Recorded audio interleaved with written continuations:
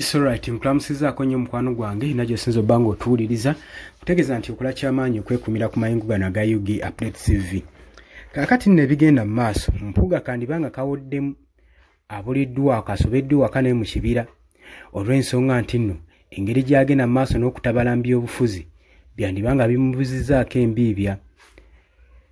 Olw'ensonga mpuuga yagenda n'awandiisa political party ekibiina kiyayita Democratic Alliance era n'ayita n'adeployinga abakungu bangi nnyo basenkulu omwalina Obedi Bwanika Nanyini Kalevu saako n'omuyimbi Alien Skin y'omu ku baalinga abagenyi abakulu ku mukolo guno nga batongeza ekibiina baali batongeza ekibiina kya Democratic Alliance. Weewaawo newankubadde ekibiina tekyawangaala oluvannyuma lw'omugenyi omukulu eyali omuyita Alien Skin okwokya buli kimu n'enteekateeka ze baali bataddewo era n'oluvannyuma erabibwako ng'abwera nkolokooto ng'agamba ti waba munnabyabufuzi n'omu yenna yenna nsemberera takyaga kulaba nnabyabufuzi mu bulamu bwe era n'agamba na buli kiisi yamuwa ssente okwegatta mu byobufuzi oba ng'aliwo munnabyabufuzi yamuwa okuteeka ekivulu nga ngenda kubanga mpafomingira mu political party bano ne ssente zaabwe.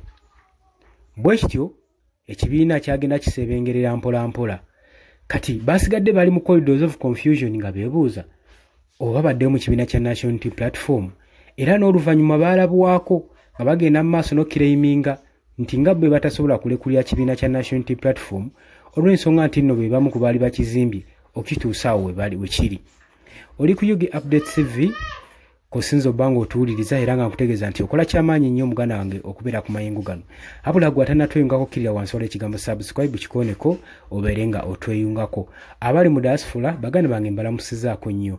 Abali emitala w'amayanja ntegeeza abali mu Qatar, Turkey, Dubai, Oman, Saudi Arabia, abali mu Canada, abali mu US, UK, namwe abali mu Asia mbatumiddeko nnyo mwe bali kwekumira ku mayingu gano.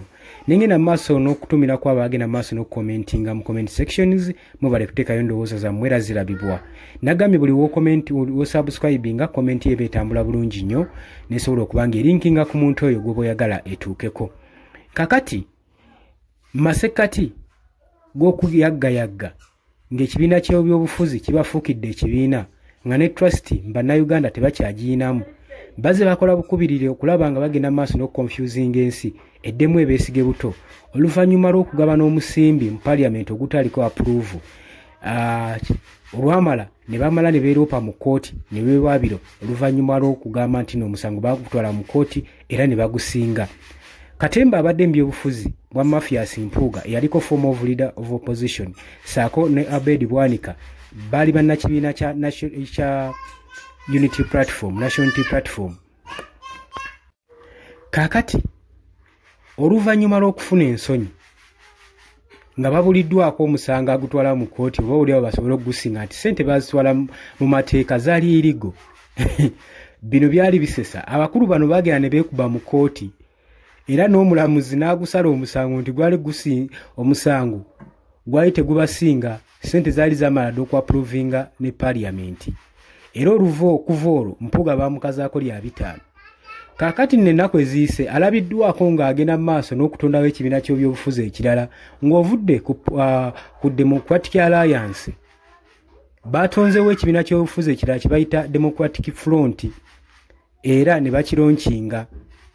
Kati tetumanyi kigendererwa abula ne banne bennyininyini baatwala bamubuuza mukama waffe otutwalawa era obwesigwa mu bannayuganda bwaweddewo oluvannyuma ogenda mu maaso nga bamubuusabuusa babuuza ono yajja mu byobufuzi ng'aze kutondawo bibiina bya bufuzi kubanga gye buvuddeko yavaayo n'aleeta kye bayita political reforms ng'agala kumendinga reforms mu parliament naye engeri gye yali talina kibiina kinywedde ndowooza n'agaakasooka akola atya anyweze ekibiina era kye kino kyaleese ekipya kye bayita Democratic Alliance.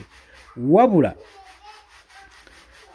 bannayuganda bamulaba ng'omuntu agenda maaso n'okubiikulabuukira ebyobufuzi nga wava mu kibiina ekimu ng'adda mu kirala.